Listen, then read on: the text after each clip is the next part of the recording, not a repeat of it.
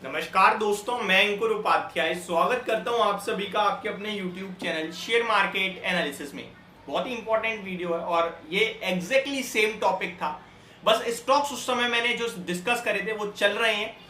एक ही चीज का डिफरेंस है, वो ये है कि उस समय पूरी प्रिडिक्शन थी और अब आपको उसमें थोड़ी सी क्लियरिटी देखने को मिल रही है। एग्जैक्टली 7 दिन 5 ट्रेडिंग सेशन, जिसमें से आपके साथ जो चीज शेयर करी थी एग्जैक्टली ठीक बैठती हुई दिख रही है। लगभग लास्ट वीकेंड पे मैंने आपके साथ शेयर किया था कि मिड कैप और स्मॉल कैप से सावधान रहना निवेशक और लार्ज कैप में फोकस करना। एक चीज आपको और मुझे अच्छे से पता है, जो इस इक्विटी मार्केट में एक बार आ गया ना, वो या तो पूरा साफ हो जाता है या फिर वो इसमें अपने लिए बड़ा पैसा बना लेता है। अब ऐसा नहीं होता कि आप इक्विटी मार्केट में तो हो, डीमेट अकाउंट में तो पैसा है, लेकिन वो डीमेट में पैसा ही है।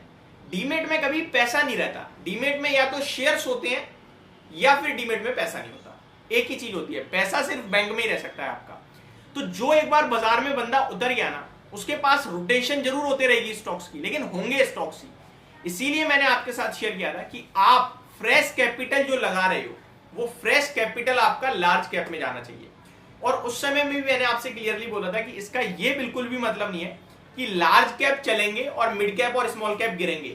इसका ये मतलब है कि लार्ज कैप और स्मॉल कैप में अभी रिस्क थोड़ी हाई है। मैंने 100 रुपए पे चीज ली थी, आज 200 रुपए पे है। अब मैं 200 रुपए पे ले रहा हूं तो वो 150 भी हो सकती है और 200 से 300 भी हो सकती है। तो मेरे लिए रिस्क थोड़ी हाई है। डेफिनेटली जिस हिसाब से स्मॉल कैप मिड कैप भाग रहे हैं, सबका पैसा बन रहा है, बड़े लेवल पे बन रहा है। लेकिन मैं जब फ्रेश कैपिटल लगाता हूं तो मैं अपनी रिस्क मैनेजमेंट भी देखता हूं। बहुत सारे लोग बाजार में आते हैं और इस समय जहां जो खरीद रहा है वही पैसा बन रहा है, तो वो रिस्क मैनेजमेंट करता ही नहीं है, भावनाओं में बह जाता है और कुछ भी खरीद लेता है। और फिर अपने आप में थोड़ा सा एरोगेंस भी हो जाता है कि भैया पैसा बना रहे हैं हम, तो ऐसे करते हैं मार्केट में ट्रेड। और जब एक साइकिल आती है ना नीचे की या कंसोलिडेशन की या फिर साइडवेज मार्केट होती है, तो सब खत्म कर देता है बाजार, सब खत्म। एक एग्जांपल भी दे दिया बीच में मार्केट ने आपको, मंडे या ट्यूसडे को, जब स्मॉल कैप मिड कैप टूटे थे एक साथ, देखा था किस हिसाब से लोगों का पैसा टूटा। तो आपके कैपिटल की रिस्क मिड कैप और स्मॉल कैप में बढ़ रही है। या तो आप स्टैगर्ड वे में लगाओ, और आप डाटा भी देख रहे हो यार, अगस्त मंथ में 31 लाख डीमेट अकाउंट ओपन हुए हैं, हाईएस्ट एवर। जब बाजार में तेजी होती है तो यही होता है, बाजार में पैसा बन रहा है, सबका बन रहा है, यही पैसा लगा दो, सब लगा दो, इस तरीके की सिचुएशन होती है। जब बाजार गिरता है तो मार्केट तो बेकार है, जुआ है, या सबका पैसा खत्म हो जाता है, तुम वीडियो मत बनाओ, तुम ये मत करो, ये कंपनी तो बेकार है, फ्रॉड है, सबका पैसा डुबा दिया, इस तरीके के कमेंट्स आते हैं। ये चलता रहेगा लाइफ टाइम, और बाजार गिरेगा भी बढ़ेगा भी, लाइफ टाइम यही होगा। लेकिन एट द एंड ऊपर ही जाएगा। मार्केट कभी वन साइडेड नहीं चलता, जिगजैग वे में चलता है, खबरों के दम पर। शॉर्ट टर्म में 1000 ट्रिगर होते हैं, लेकिन लॉन्ग टर्म में एक ही ट्रिगर होता है, कंपनी के खुद के फाइनेंशियल बैलेंस शीट और कंट्री की ग्रोथ। और कंट्री की ग्रोथ बहुत तगड़ी है, अगले 20 साल की ग्रोथ दिखती है, तो यहां पैसा तो बनेगा, एक चीज तो क्लियर है। लेकिन जैसा कि बोला, जो शॉर्ट टर्म में प्रॉब्लम होती है वो आपको जरूर देखने को मिलेंगी।